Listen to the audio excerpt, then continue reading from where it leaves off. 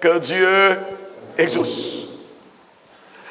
Merci d'avoir accepté de faire ce voyage avec nous jusqu'à aujourd'hui. Si tu nous as rejoints dans le bateau de l'exaucement, que Dieu bénisse ta présence ce matin. Amen. Que Dieu soit béni. Alléluia. N'oubliez pas que nous avons le texte de base qui est Matthieu chapitre 6. La prière que Dieu exauce. Mes amis, prenez vos Bibles dans le livre de Matthieu, chapitre 6. Amen. Mes amis, la prière, comme on l'a déjà toujours défini, étant que chrétien, nous disons que prier, c'est parler à Dieu. Prier, c'est demander. La prière est un dialogue entre Dieu et son peuple. La prière est une transaction entre le ciel et la terre. Prier, c'est parler à Dieu. Prier, c'est demander. La prière est une connexion entre le ciel et la terre. C'est une transaction. Parce que toi, tu parles à Dieu dans le but que Dieu puisse t'exaucer. Il y a aller, il y a retour dans la prière. Quelqu'un m'a dit Amen, très bien. Et le souci de Dieu est que ses enfants prient sans cesse, comme il a dit dans Thessaloniciens. Thessaloniciens plutôt, il a dit, priez sans cesse. Mes amis, il y a la prière que Dieu exauce et la prière aussi que Dieu n'exauce pas.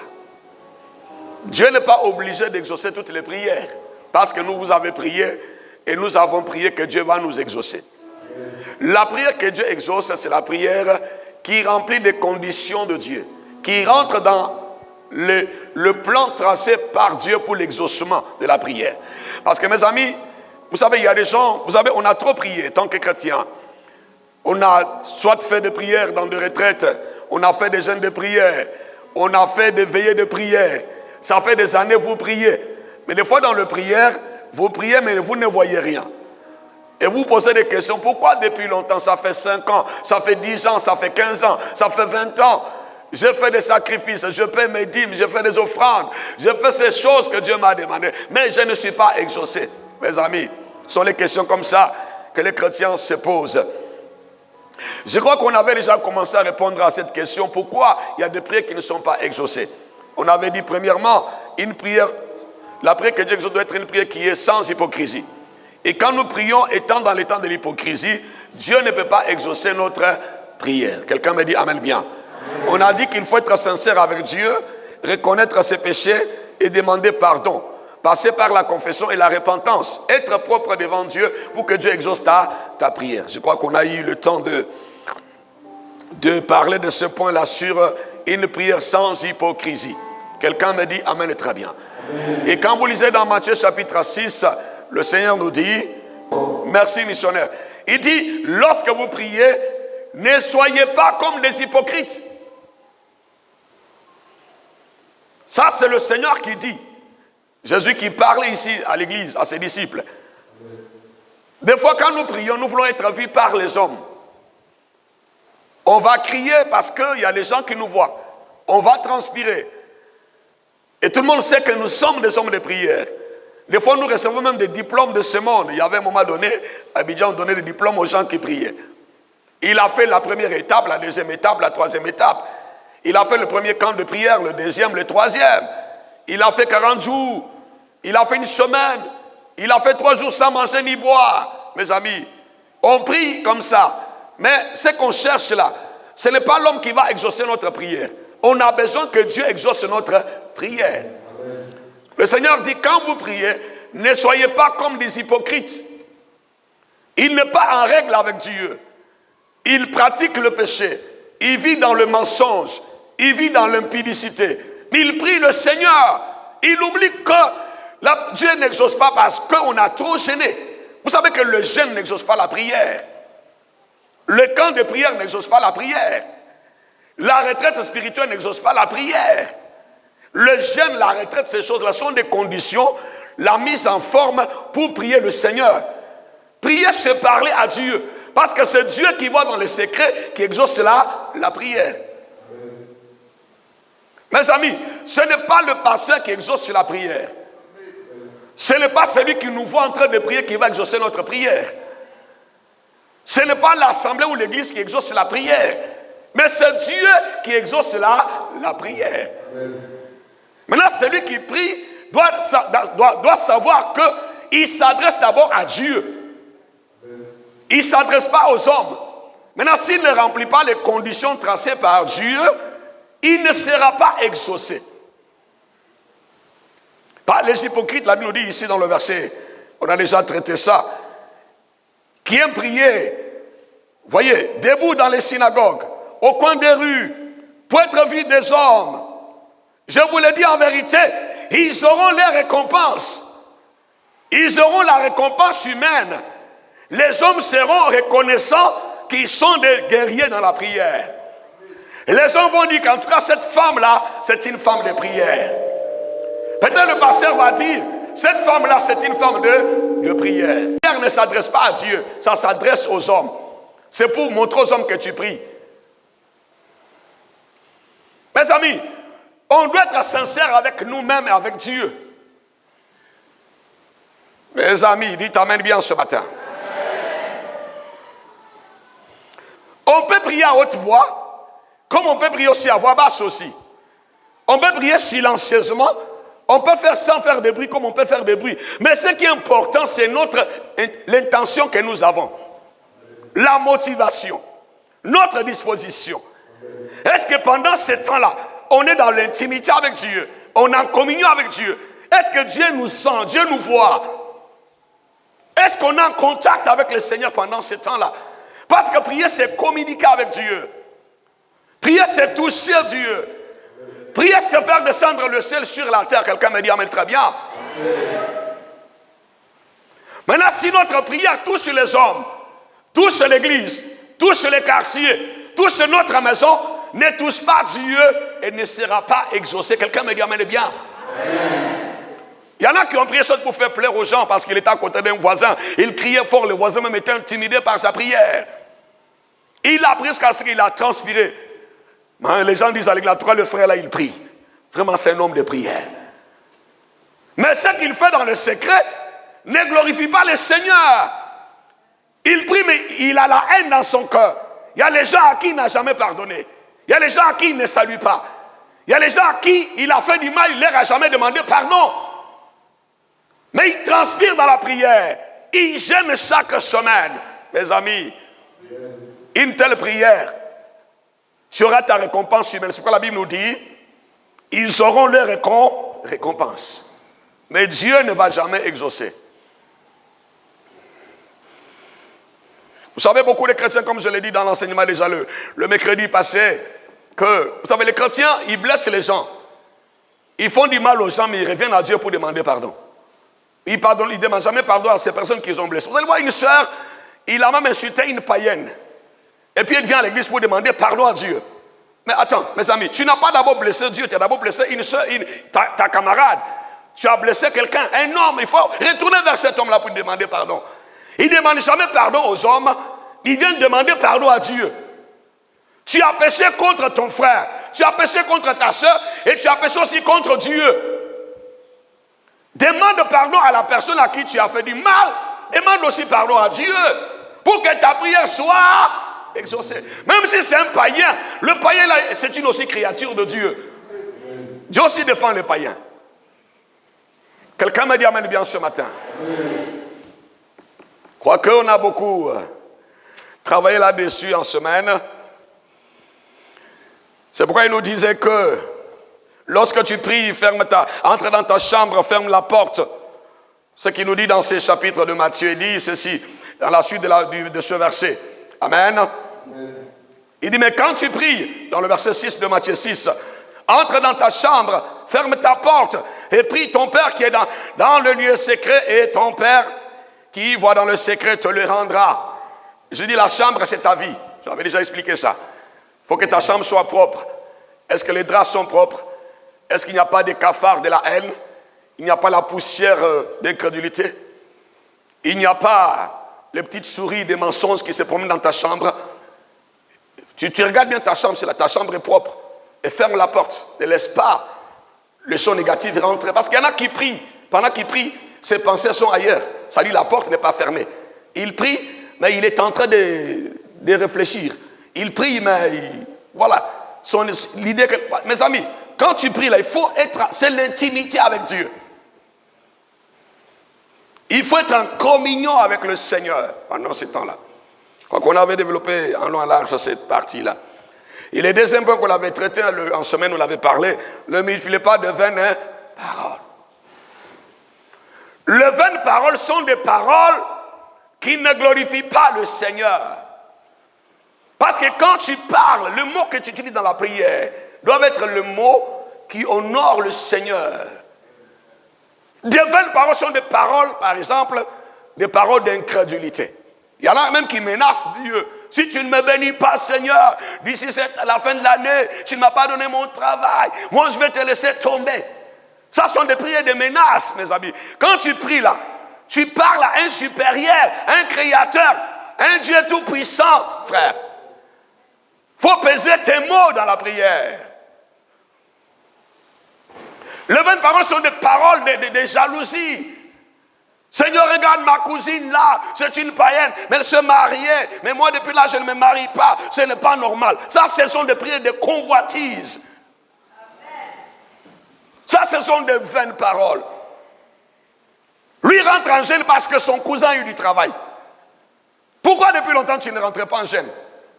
Au lieu de dire merci à Dieu pour ton cousin qui a eu du travail, et bénis le Seigneur d'abord pour lui. C'est pas en ce moment-là, toi tu vas danser une fête parce que l'autre se mariait, tu es fâché, ces jours-là tu es énervé contre Dieu, tu ne veux même pas adorer le Seigneur. Mais voyez, mes amis, ça sont des vaines paroles. Parce que dans ta prière, il y a la haine, il y a la jalousie, il y a la convoitise, il y a la colère. Ce sont des vaines paroles que les chrétiens font matin, midi, soir dans les églises.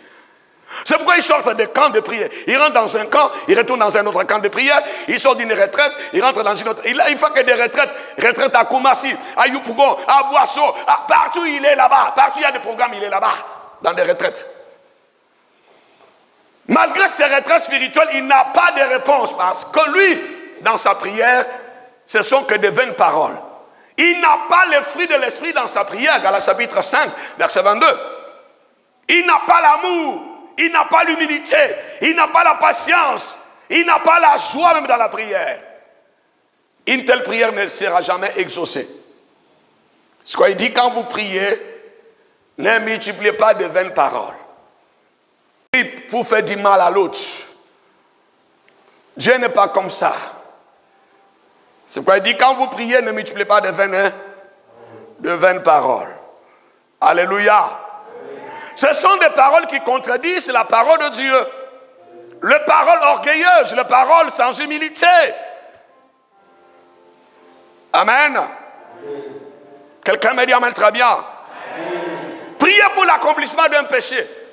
Seigneur, quelqu'un chrétien qui va aller voler dit, oh Seigneur, qu'on ne m'attrape pas pendant que je prends l'argent de la caisse. Oh Seigneur, dis-moi que le patron ne me voit pas. Merci Seigneur, on ne m'a pas attrapé. Voici une prière comme ça. Il prie pour l'accomplissement d'un péché. Heureusement, grâce à Dieu, on ne m'a pas attrapé. Il prie pour faire passer les faux. Ça, ce sont des vaines. C'est pourquoi il dit, quand vous priez, ne multipliez pas de vaines paroles. Alléluia. On a vu le troisième fondement, on a parlé de la foi. La foi de Dieu. C'est notre troisième point qu'on a traité le vendredi. Alléluia, on a fait la différence entre la foi en Dieu et la foi de Dieu. La foi de Dieu, c'est la foi qui voit des choses comme Dieu le voit. Cette foi-là n'a rien à voir avec la première foi, bien la première marche de la foi. Quand nous avons reçu Jésus, c'est par la foi. Nous sommes nés de nouveau par la foi. Maintenant, il faut avoir la foi de Dieu. Comment est-ce que tu vois comme Dieu voit? Parce que Dieu dit aux enfants d'Israël, les Égyptiens que vous voyez, vous ne les verrez plus jamais. Dieu, lui, ne voyait pas les Égyptiens, mais il voyait les Égyptiens. Mais là, il faut rentrer dans la façon de voir de Dieu. Ça, c'est la foi de Dieu. Pas la foi en Dieu, mais de Dieu. Bartimée, il dit au Seigneur, je vais retrouver mes yeux, ma vue. Il n'a jamais vu. Il est né aveugle, mais il dit, je vais retrouver. On retrouve ce qu'on a perdu. Ça, c'est la foi de Dieu. Pour lui, je ne pouvais pas le créer sans les yeux.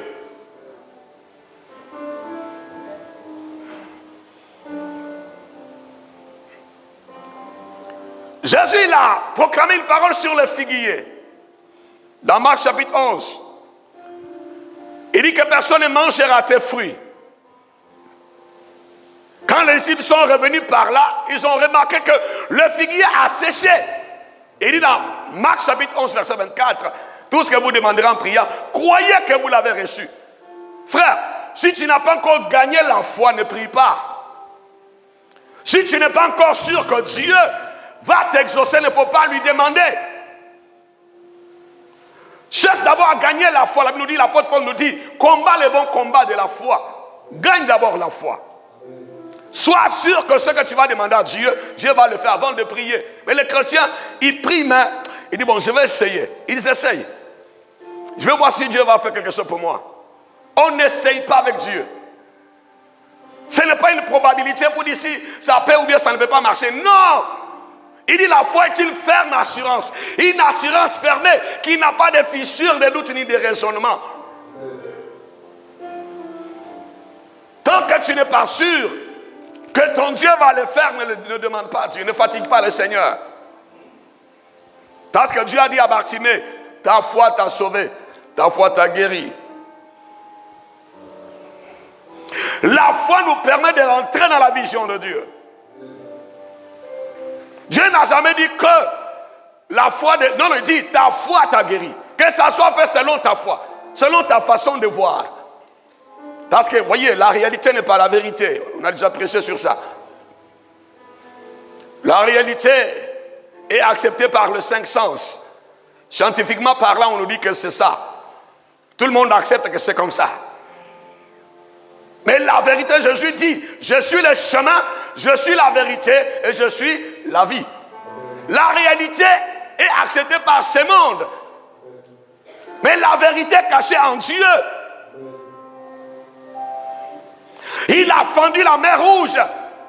Ça, c'est la vérité, mais là, en réalité, on ne peut pas séparer la mer.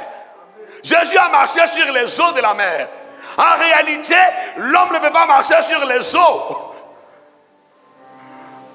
La vérité est cachée en Dieu parce que lui, c'est le créateur. Il a créé les cieux et la terre. Même si la médecine t'a dit que tu as une telle maladie, c'est une réalité médicale. Mais ce n'est pas une vérité devant Dieu.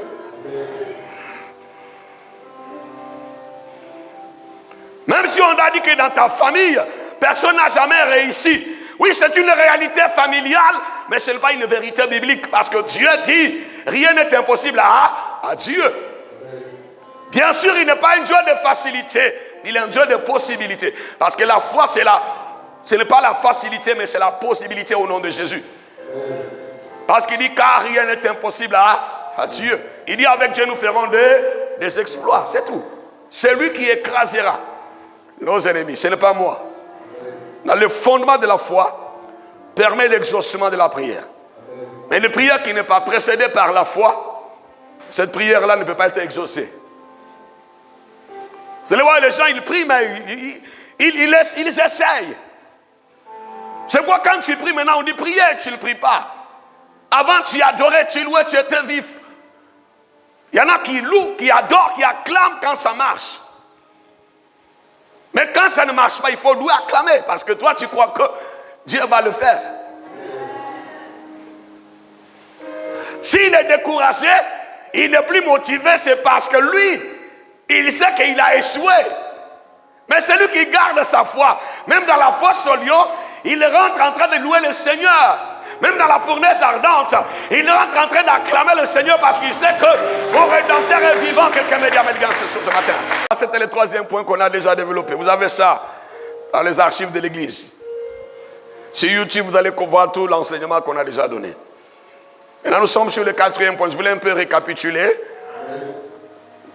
pour maintenant aller dans le quatrième fondement. Quelqu'un m'a dit amen bien ce matin. Pourquoi le Seigneur dit, missionnaire, tu vas nous lire le verset 9, à partir du verset 9. Matthieu 6, verset 9. Il dit, voici donc comment vous devez prier.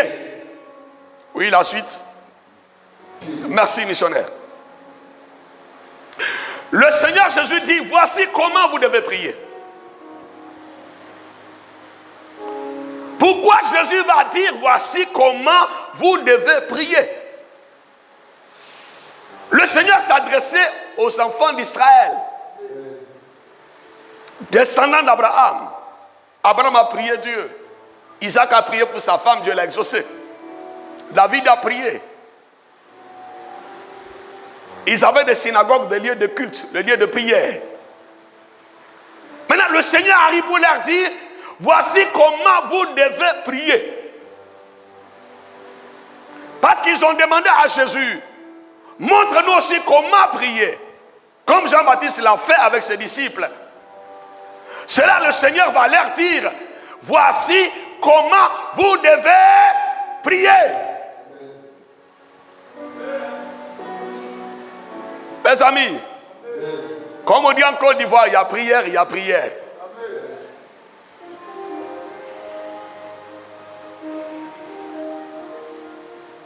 Voici donc comment vous devez prier. Bien sûr, quand on était encore petit, on faisait ça comme une récitation. Notre Père qui est dans les cieux, que ton nom soit sanctifié. Oui, c'est une formule spirituelle qui est tellement profonde. Il dit, notre Père qui est aux cieux.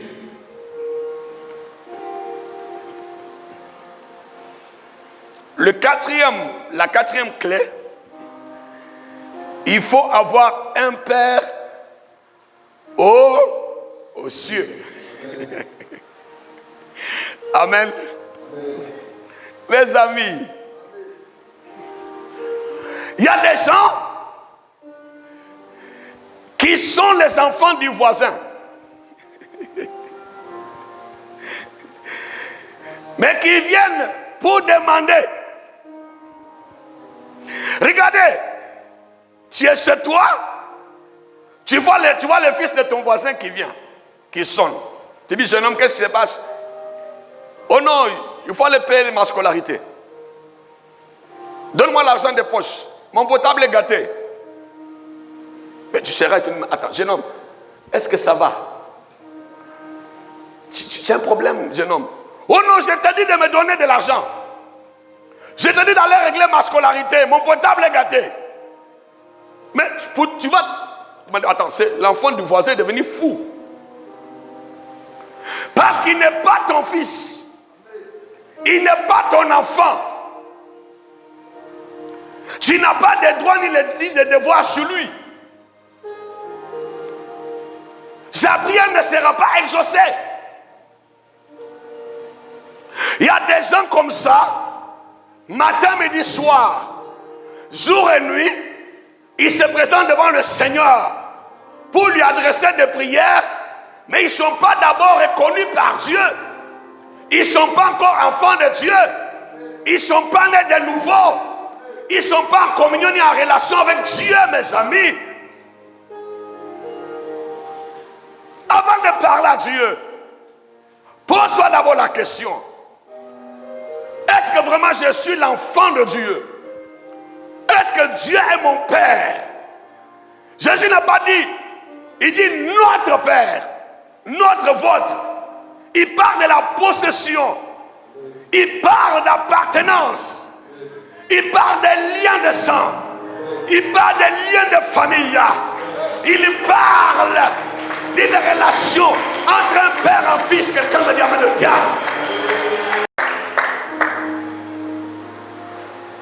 Notre Père. Quand, avant de dire à Dieu, donne-moi la santé, donne-moi la guérison, donne-moi le travail, donne-moi ça, donne-moi ça, donne-moi ça. Ce n'est pas n'importe qui peut venir se présenter. C'est pourquoi Jésus dit, voici comment vous devez prier. Notre Père. Es-tu vraiment enfant de Dieu?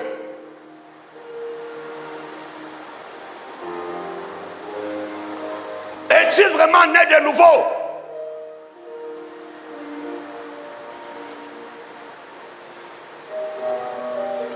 Parce qu'on avait déjà vu plusieurs types de conversions. Il y a la conversion de motivation.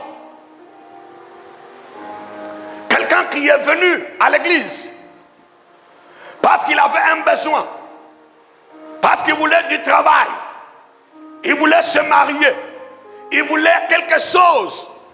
Comme on lui a dit que dans l'église, quand tu viens, on va prier dans le nom de Jésus, Dieu va faire pour toi. Lui n'est pas venu pour donner sa vie à Dieu, ni devenir enfant de Dieu. Lui, il est venu pour atteindre un but. Ça, c'est la motivation. Il n'est pas né de nouveau. Il n'a pas l'extrait de naissance de Dieu. Il n'a pas le sang de Dieu. Il n'a rien à voir avec Dieu, mais lui, il est là pour quelque chose. Vous savez que des gens comme ça dans l'église, d'autres sont devenus même des pasteurs. Vous allez voir que dans son ministère, lui, c'est la motivation. Lui, c'est l'argent qu'il cherche. Lui, c'est le matériel. Lui, c'est son nom, c'est sa grandeur. Il va se donner des titres le matin. Un matin, il est pasteur. Un soir, il est évangéliste des nations. Et un après-midi, il est bishop. Après un soir, il commence à porter des robes. Il a de quoi. Lui, c'est lui parce que lui n'est pas encore né de nouveau. C'est quelqu'un qui était derrière la gloire, derrière un bien, derrière quelque chose. Il voulait se retrouver. Quelqu'un me dit amen bien ce matin. Parce qu'il a même un ami qui a reçu dans le ministère, un ami qui a été béni par le nom de Jésus. Lui, il est venu par la motivation. Mes amis, on peut être poussé par une motivation, mais derrière cette motivation, on va connaître la nouvelle naissance. Mais il y en a qui sont venus par la motivation, mais qui sont restés seulement attachés à la motivation. Quelqu'un me dit amen, très bien. Dieu peut utiliser la motivation pour transformer notre vie. Mais si tu restes seulement attaché à la motivation, tu restes seulement accroché au don, au lieu de chercher à t'accrocher au donateur. Quelqu'un me dit amen bien ce matin. Oh, dites amen bien mes amis. Vous savez, Dieu peut t'attirer, t'amener dans sa présence au truchement d'une maladie. Tu étais malade et tu es venu à l'église. En même temps aussi, tu reçois la parole et tu es né de nouveau. Et Dieu peut te guérir. Quelqu'un me dit amen bien. Soit il a fait un miracle dans ta vie, comme les disciples, ils ont connu la pêche miraculeuse. Après, ils ont jeté le filet, ils ont suivi Jésus. Pierre est devenu apôtre des nations. Mais Jésus l'a touché au truchement d'un travail. Quelqu'un me dit amen très bien. Il a vu la main de Dieu. Il a vu le miracle du Seigneur. C'était la motivation d'abord. Après cette motivation, il a connu la vraie naissance. Quelqu'un me dit amen bien.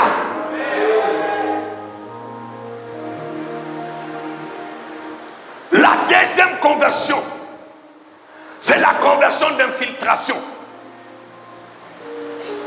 Il est un petit sorcier. Il vient, il prie en langue. Il prie aussi, mais il n'est pas né de nouveau. Vous savez, quand quelqu'un vient dans la maison de Dieu, il est sorcier. Il est sort dans le monde des ténèbres. Il ne veut pas laisser le maraboutat, le fétichisme. Il peut faire 10 ans, 20 ans, 30 ans dans l'église. Il ne sera jamais béni. Tu vois quelqu'un qui a une vie bizarre, mais qui est béni quelque part, c'est-à-dire là où il est là, la tête même est dans le même réseau. Parce que si toi tu es un vrai enfant de Dieu, tu vas aller quelque part où les gens disent non, on donne des miracles aux gens. Mais si tu es né de nouveau, si ce miracle de ce monsieur-là ne vient pas de Dieu, toi tu n'auras pas de miracle. Parce que des fois vous êtes partis dans des coins, les gens ont été guéris, les gens ont été bénis, vous n'avez rien eu. Parce que toi tu es né de Dieu. Mais quand tu vas quelque part, la couverture spirituelle est Satan, tu ne seras jamais béni. Tu vois que tous ceux-là qui témoignent là-bas, ce sont des petits sorciers, les gens de leur loge, les gens de leur association qui sont là pour rendre les témoignages. Parce qu'on va épuiser pour vous les enfants de Dieu là, pour les donner. Maintenant, quand tu viens quelque part où Dieu prêchait dans la vérité, tu t'es converti, au fur et à mesure tu cherches la face de Dieu, tu es né de nouveau, tu verras la main de Dieu. Quelqu'un me dit amen bien. Amen. Maintenant, la conversion d'infiltration, c'est une conversion quelqu'un. Il n'est pas encore né de nouveau. Il rentre dans le système pour déranger le système. C'est comme Judas. Judas n'a pas connu la nouvelle naissance. Il rentre au milieu des disciples. Il avait une mission pour se faire de l'argent et vendre le Fils de Dieu. Un petit sorcier parmi les disciples. Ça, c'est la conversion d'infiltration. Un infiltré dans la maison de Dieu ne connaîtra jamais la gloire. C'est pourquoi Judas, avant que Jésus parte à la croix, il s'est pendu, il est mort. Un infiltré dans la présence de Dieu, il va se pendre financièrement. Il va mourir matériellement. Sa santé va mourir. Tout ce qu'il va chercher va mourir parce que lui, il n'est pas connaître de nouveau. Quelqu'un me dit amen très bien. Il y a la troisième dimension de la conversion. C'est la vraie conversion. Que Jésus a demandé dans Jean chapitre 3. Il a dit à Nicodème. Mes amis, Nicodème était devenu un grand souverain, un grand sacrificateur, les docteurs de la loi, mais il n'était pas encore né de nouveau. Jésus dit à ce pasteur, à ce serviteur de Dieu, il faut que tu naisses de nouveau. Il portait une robe blanche. Il était appelé bishop, mais Nicodème n'était pas né de nouveau. Ce n'est pas parce que quelqu'un prie beaucoup, quelqu'un parle en langue, prophétise, même dans la prophétie qui est même vraie, qu'il est né de nouveau. Hein? Satan aussi peut prophétiser. Les démons aussi parlent en langue. Satan, il parle en langue aussi. Mes amis, la Bible nous dit, hein, quand Lucifer a péché contre Dieu, Dieu l'a précipité, Lucifer est tombé. La Bible ne dit pas que Dieu il a enlevé le don, la gloire qu'il avait donné à Lucifer. Non, il est tombé avec la gloire, avec les dons, avec tout ce qu'il avait. Il a pris même un tiers d'ange. Il est tombé avec eux.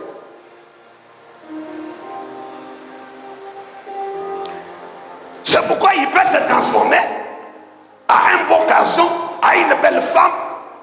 Il peut faire aussi de miracles. Les magiciens du roi Pharaon, ils ont lancé leurs bâtons, se sont transformés en serpents. Les Baals, au temps d'Élie, ils avaient l'habitude de faire descendre le feu. Mais ce jour-là, Élie, le prophète, il a suspendu, il a bloqué les onction. C'est pourquoi le feu n'était pas descendu sur la montagne de Carmel. Quelqu'un me dit très bien. Si Pharaon et son armée, ils ont poursuivi les enfants d'Israël, ils sont rentrés aussi dans la mer Rouge. C'est parce qu'ils avaient l'habitude aussi de faire des incantations, de commander, d'invoquer les ennemis des eaux, et puis marcher aussi sur les eaux. Mais ce jour-là, comme l'onction de Moïse, le Dieu d'Abraham, d'Isaac et de Jacob était présent, leur pouvoir ne pouvait pas marcher. Quelqu'un me dit très bien. Mes amis, la vraie conversion, c'est la transformation de l'homme intérieur. Jésus dit, si tu n'es pas né d'eau et d'esprit, tu ne verras jamais le royaume des cieux. Quand quelqu'un il est né de nouveau, il va manifester le fruit de l'esprit. Vous allez voir que la personne qui était un voleur, une prostituée, un impudique, un menteur, cette personne-là aura une autre vie. Il aura la haine du péché. Son cœur va commencer à battre pour Dieu. La prière ne sera plus un problème pour lui. On va plus lui dire va adorer Dieu, on va plus lui dire va prier, mais lui-même, l'esprit va le réveiller. L'esprit va dire prie, adore Dieu, ne faut plus faire ça. Quelqu'un me dit bien. Même quand il tombe dans le péché, il n'est pas tranquille. Parce qu'il n'est plus né, il n'a plus cette semence-là de Satan. Frère, si quand toi tu mens, toi tu voles, toi tu te prostitues, tu fais des bêtises, tu es à l'aise, tu as un problème. Parce que la nature de Dieu en nous ne supporte pas le péché. On peut tomber dans le péché, mais on ne peut pas rester dans le péché. On va devenir vite vertueux. Parce que notre nature de Dieu, Dieu en nous ne supporte pas le péché. Dieu en nous ne supporte pas la haine. Dieu en nous ne supporte pas les mensonges. Dieu en nous ne supporte pas l'impudicité. Dieu en nous ne supporte pas la prostitution. Parce que nous sommes nés de Dieu. Quelqu'un me dit amen très bien.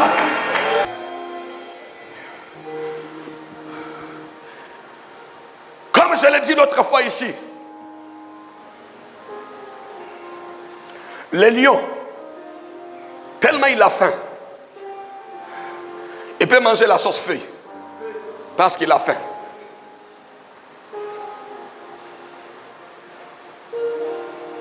Un jour, il y avait un cabri qui a mangé sauce viande. Tellement il avait faim, il n'y avait pas de feuille autour de lui. Les moutons peuvent manger la viande par accident. Les lions peuvent manger le feuille, la sauce feuille par accident. Mais il ne peut pas rester dans le feuille des lions. Il va retourner dans la viande parce qu'il n'est pas herbivore. La chèvre aussi peut manger la viande par accident parce qu'il avait faim. Il est tombé dans la sauce, il avait faim, il a mangé la viande. Mais quand tu laisses la chèvre, il va aller tomber dans le feu. C'est la même chose. Un enfant de Dieu, celui qui est né de nouveau, il peut tomber par accident dans le péché. Mais il va retourner vers Dieu. Parce que le péché n'est pas sa nature. Il a la nature de Dieu. Son corps ne supporte pas le péché. Son corps ne supporte pas les mensonges. Son corps ne supporte pas l'impudicité. Son corps ne supporte pas la prostitution. Parce que lui, il a la sémence de Dieu. Quelqu'un me dit amen bien. Celui qui est né de nouveau ne pratique pas le péché. Je vous dis la vérité. Même s'il fait semblant d'être heureux dans le péché, mais dans le secret, il est malheureux. Il peut faire semblant. Montre aux gens que quand il est dans la boîte de nuit en train de boire, faire la musique du monde, il est heureux. Mais quand il est seul, il dit, ah Dieu, pourquoi j'ai fait tout ça? Mais devant ses amis, il leur montre qu'il est heureux. Mais quand il est seul, il est malheureux. Parce qu'il n'a pas la nature du péché. Il a la sémence de Dieu. Il parlait même. Pendant un temps après, il va revenir. Pierre, il a régné le Seigneur, mais il est revenu.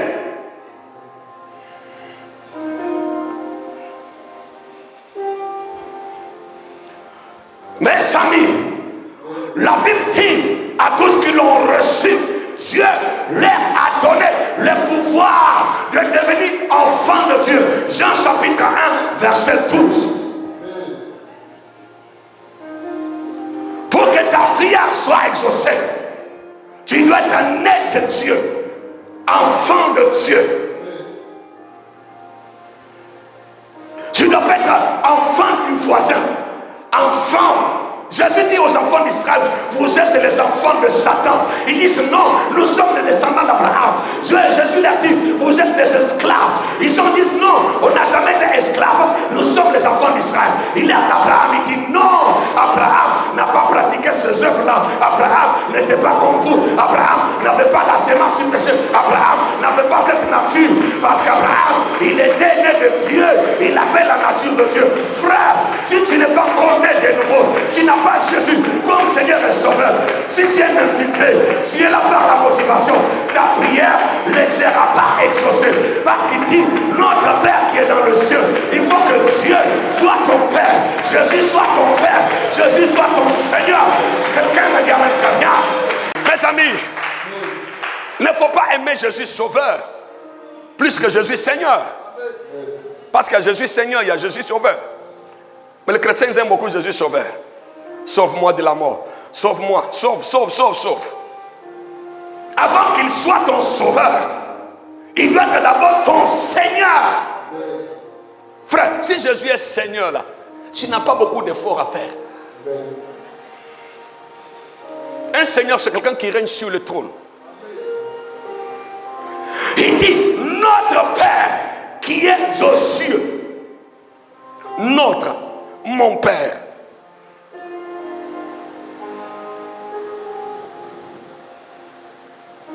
Et quand tu es enfant de Dieu, il faut être en relation et en communion avec Dieu pour que ta prière soit exaucée. La relation, c'est connaître Dieu. Il y a des gens qui sont nés de Dieu, mais qui ne sont plus en relation. Il s'appelle Kwaku Obama. Donnez un nom comme ça. Kwaku Obama, il est fils de Kwaku. Mais à un certain moment, il s'est rebellé contre son père Kwaku. Et son père, c'est un multimillionnaire en Côte d'Ivoire. Il a des sociétés, il a des banques. Mais ce Kwaku Obama là, il dort au dehors à jamais. Il n'a pas à manger, il n'a pas de chaussures, il n'a rien. Parce qu'il n'est pas en communion. Il ne fait pas la volonté de son père. C'est comme l'enfant prodigue. Lui, il a gardé la relation, mais il n'a pas gardé la communion. Il y a beaucoup de chrétiens, ils sont nés de Dieu, mais tellement ils vivent les choses que Dieu n'aime pas, ils pratiquent le péché, ils sont contre la volonté de Dieu, ils ont gardé la relation, mais la communion est brisée. C'est le péché qui brise la communion avec Dieu. Et quand quelqu'un n'est plus en communion avec le Seigneur, Dieu ne peut pas exaucer sa prière. Qu'est-ce que quelqu'un qu'est-ce qu'il doit faire? Il doit revenir comme l'enfant prodigue. Reconnaître qu'il a péché, qu'il a mal agi. Confesser ce péché. Demander pardon à son père. Le père va encore ouvrir la porte, le portail de son palais, et l'enfant prodigue va encore retourner dans la maison de son père. Ce que Kwaku Obama doit faire, il doit revenir comme l'enfant prodigue. Il doit demander pardon à son père, reconnaître son péché. Et le père va encore l'accepter, organiser la fête. Quand l'enfant prodigue est revenu, il a dit quoi à son père? Je vais être comme l'un de tes serviteurs, parce que je ne mérite pas. C'est le péché qui brise la communion avec Dieu. Des fois, on est assis sur les expériences passées. Quand Dieu me parlait, quand j'étais avec Dieu, quand l'onction, quand l'esprit me touchait, frère, ça c'est dans le passé. Il dit, je suis le même hier, aujourd'hui, éternellement. Il y a des années, tu as expérimenté Dieu. Est-ce qu'actuellement là, tu es avec Dieu? Il y a des années, tu t'es levé matin, midi, soir, journée, tu priais. Tu avais la haine du péché. Tu ne voulais pas mentir, tu ne voulais pas faire de bêtises, tu ne voulais pas te prostituer, tu n'aimais pas certaines choses. Aujourd'hui, tu es retourné dans ces choses-là que tu avais vomi. Tu as brisé la communion avec le Seigneur. Mais tu es en relation, tu parles en langue. Dieu même peut t'utiliser dans la prophétie. Tu peux même voir des visions. Vous savez, le vieux prophète, Dieu l'avait déjà vomi. Mais quand Dieu voulait tuer les jeunes prophètes, celui qui a encore prophétisé. Il y en a qui se... Mes amis, l'onction là, l'onction ne fait pas de toi quelqu'un qui est avec Dieu. Hein. Il y en a qui se fient à l'onction. L'onction peut te distraire. Tellement le don est là. La Bible nous dit, Dieu ne se répand pas de ses dons. Tu as les dons de la prophétie. Les dons peuvent travailler. Ce n'est pas parce que tu as les dons de la prophétie que tu vas aller au ciel. Hein. Jésus dit quoi? Plusieurs vont dire, on a prophétisé en ton nom, on a fait ça. Il va leur dire, je ne vous connais pas. Parce qu'ils étaient en train de prophétiser, en train de libérer l'onction, mais ils vivaient dans le péché. Ils pratiquaient le péché. Pour que tu reviennes dans la communion, il faut te repentir, avoir la haine du péché, demander pardon à Dieu. Là, tu vas encore rétablir la communion et tu seras en relation et en communion avec Dieu et ta prière sera exaucée. Quelqu'un me dit amen bien. Vous savez que quand l'enfant prodigue, il était Or, la volonté de son père, il mangeait la nourriture de porc. Il était dans la porcherie. Il mangeait la nourriture des cochons. Il y a des chrétiens, les enfants de Dieu, au lieu de manger les bonnes choses, sont dans la porcherie parce qu'ils ont brisé la communion avec leur Père. Il dit, notre Père qui est au ciel. Frère, ce n'est pas parce que tu pries, parce que tu gênes, tu as une grosse Bible, tu parles en langue, tu prophétises, tu libères l'onction, les gens tombent, que Dieu va exaucer ta prière. Peut-être tu vas évangéliser, les âmes seront gagnées, mais toi, tu ne seras pas exaucé. Des fois, on se pose des questions. Je fais ça, je fais ça, je fais ça pour Dieu, mais Dieu ne m'exauce pas. Ce que Dieu veut, c'est ta repentance. Dieu veut que tu reviennes vers lui, que tu confesses ton péché, que tu réclames la grâce et le pardon de Dieu, parce qu'il dit, notre Père. Quelqu'un me dit amen bien. Mes amis,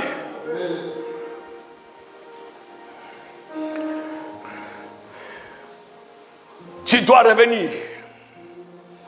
Le Père, il est là, il t'attend. L'enfant prodigue avait peur. Si je viens, est-ce qu'il va encore m'accueillir? Non, il va t'accueillir. Parce qu'il n'est pas venu, il est venu chercher les brebis égarées de la maison d'Israël. Moi, je ne suis pas venu te condamner. Je suis venu seulement de te dire, pour que ta prière soit exaucée, Dieu doit être ton Père. Il faut être en relation et en communion. Ne te contente pas seulement de la relation. Je connais Dieu, je connais les versets, je connais la Bible, je modère, je prêche, je suis prédicateur. Prédicateur, il vit dans la prostitution. Prédicateur, il vit dans la masturbation. Prédicateur, il vit dans le vol. Prédicateur, il vit dans les mains. Prédicateur, il critique. Prédicateur, frère, ce n'est pas la prédication qui va t'amener au ciel. C'est Jésus qui est le chemin du ciel. Ce n'est pas la prophétie. La Bible ne dit pas que la prophétie est le chemin, la vérité et la vie. Non, non. Il dit Jésus est le chemin, la vérité et la vie. Pour aller au ciel, il faut voir Jésus et non voir l'onction. Il faut voir Jésus et non voir la prédication. Il faut voir Jésus et non être mission. Il faut voir Jésus. Ce n'est pas la prophétie, c'est Jésus. Quelqu'un me dit amen bien ce matin. Le chemin du ciel, là, c'est Jésus. Ce n'est pas l'onction. Ce matin, on va libérer l'onction. L'onction sera là. Vous êtes avec moi? Au lieu de se fier au don, au lieu de se fier au donateur.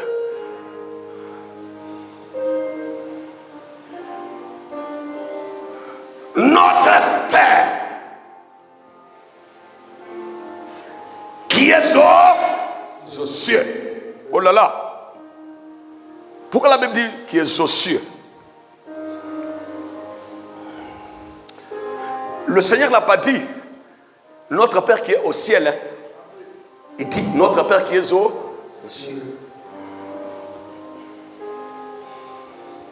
Genèse chapitre 1er, la Bible dit au commencement, Dieu créa les cieux et la Bible le précise. Hein. Elle ne dit pas qu'au commencement, Dieu a créé le ciel. Il crée les cieux. Tellement il y en a beaucoup. Et quand vous lisez Apocalypse chapitre 12, on va lire rapidement ce verset. La Bible dit, il est dans le ciel. Ici on ne parle pas des cieux. La guerre spirituelle a eu dans un ciel. Un ciel où règne Dieu. Parce qu'il y a première, deuxième, il y a les cieux. Maintenant, tu es dans un ciel qui est au-dessus de tous les cieux.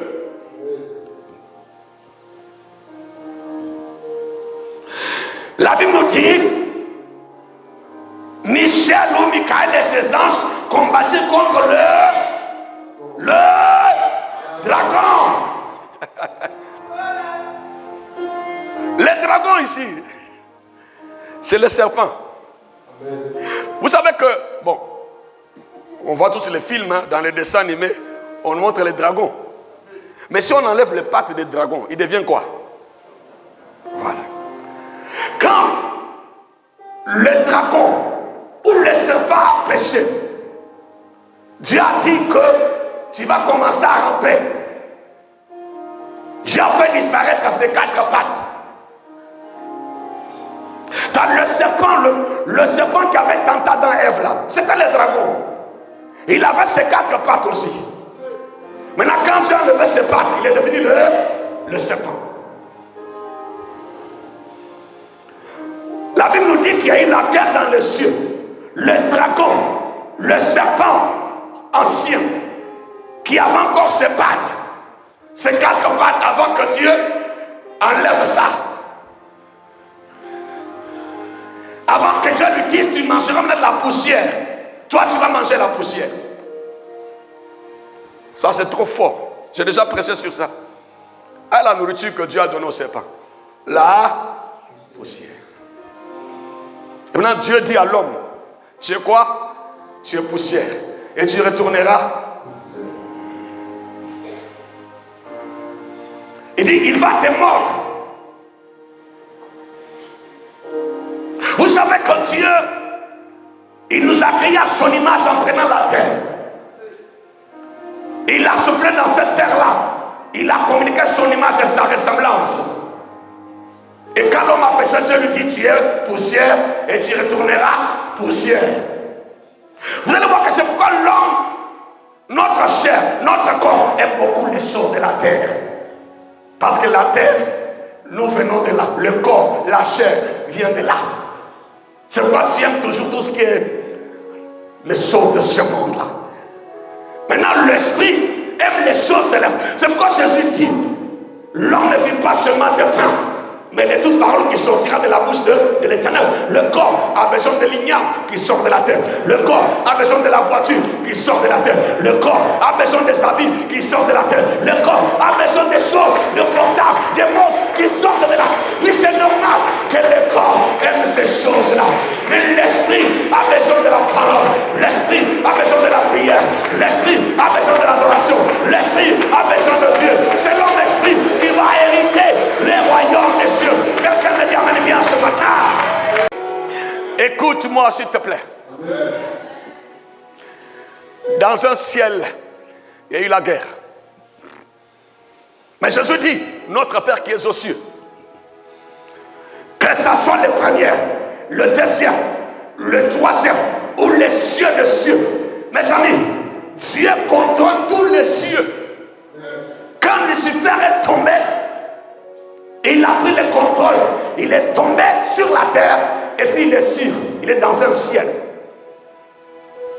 Le ciel là, ce n'est pas le blé que vous voyez. Il y a le ciel où il y a les oiseaux. Le ciel où nous vient la pluie. On dit les oiseaux du ciel.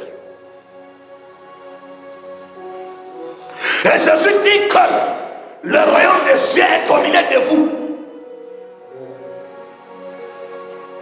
La présence de Dieu, de Jésus, c'est la présence de son ciel. Et Satan est appelé aussi le prince du ciel. On dit la reine du ciel. Dans le livre de Daniel, quand Daniel priait, Dieu a envoyé Gabriel. Gabriel est descendu. Il arrive quelque part sur un ciel.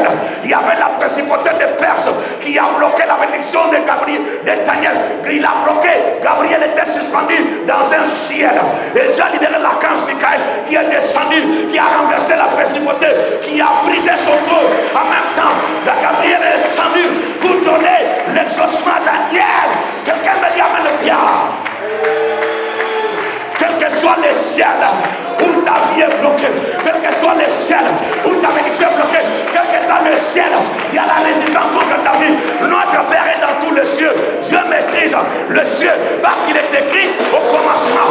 Dieu créa les cieux et la terre. Que ce soit le ciel satanique, le ciel démoniaque, le ciel zodiaque, le ciel des cieux, notre Dieu, il maîtrise tous les cieux. C'est pourquoi la Bible dit, voici comment vous devez prier.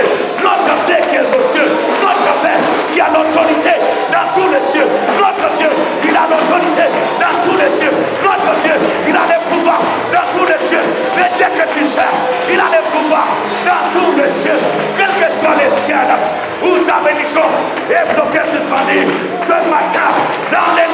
Jésus. Notre Père est dans les cieux. Il va renverser dans les noms de... Acclame le Seigneur. Il est dans les cieux parce qu'il domine tous les cieux.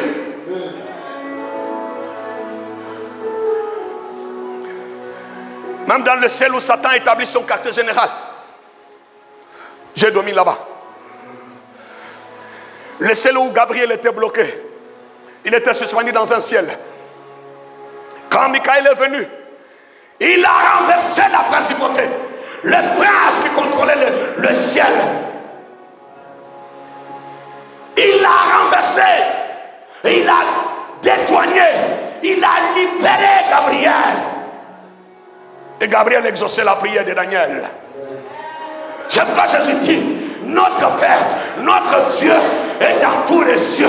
Parce qu'il nous dit, au commencement, Dieu créa les cieux et la terre. Il a créé les cieux et la terre. Même si ton mariage est dans un ciel, ta santé est dans un ciel, ta bénédiction est dans un ciel, laisse-moi te dire que notre Dieu, il a créé les cieux et la terre.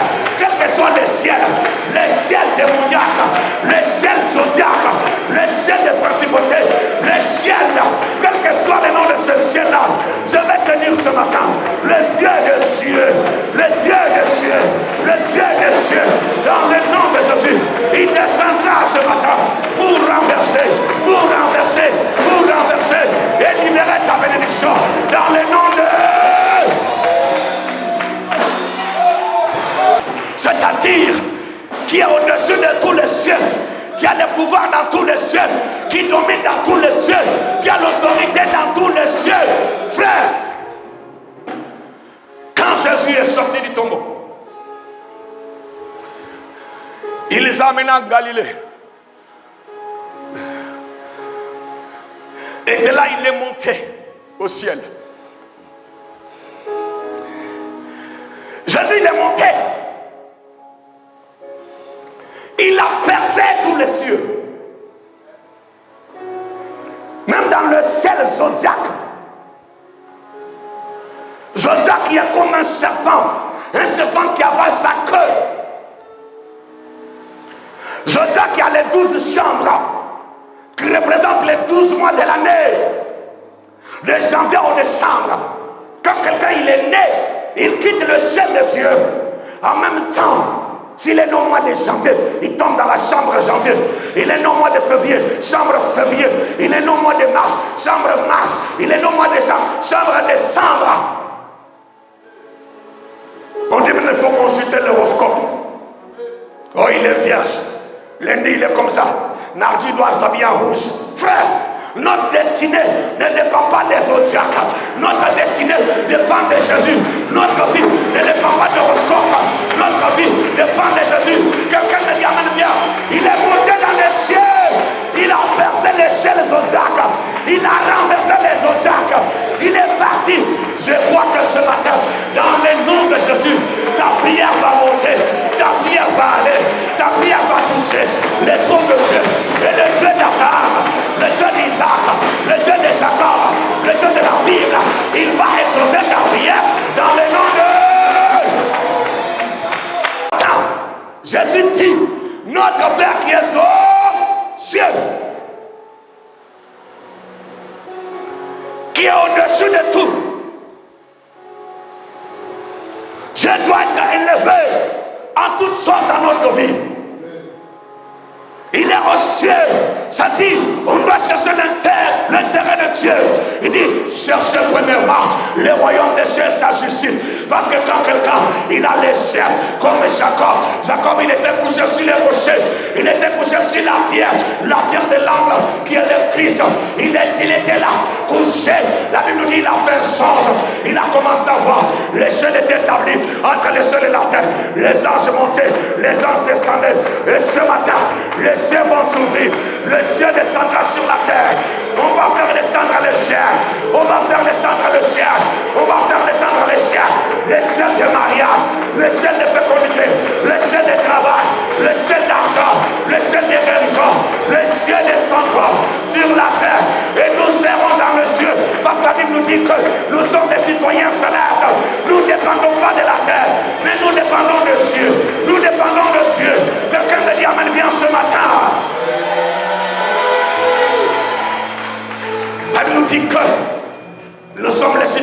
ciel. De quel cieux ou de quel ciel? Quand on lapidait Étienne, je vais m'arrêter là, dans les actes des apôtres. Étienne en train de mourir. Dieu a ouvert ses yeux. Étienne a vu les cieux s'ouvrir. Et il a vu Jésus assis à la droite de Dieu. Priez, se faire descendre les ciels sur la terre. Parce que nous sommes des citoyens célestes. Shadrach, Meshach, Abednego, ils étaient dans la fournaise ardente, mais le ciel est descendu. Il y avait le quatrième homme, la quatrième personne. C'est le roi qui l'a vu, qui dit, avons-nous pas jeté 3 personnes? Il y a une quatrième, mais qui ressemble au Fils de Dieu, qui ressemble au ciel. Il est descendu ce matin. Le ciel descendra dans ta vision, dans le nom de...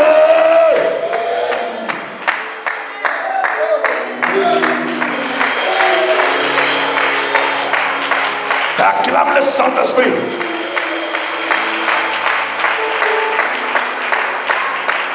Il a le pouvoir dans tous les cieux.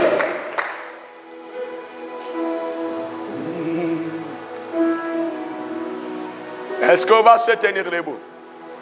Pendant que les chants vont nous chanter Hosanna. Hosanna au plus haut des cieux.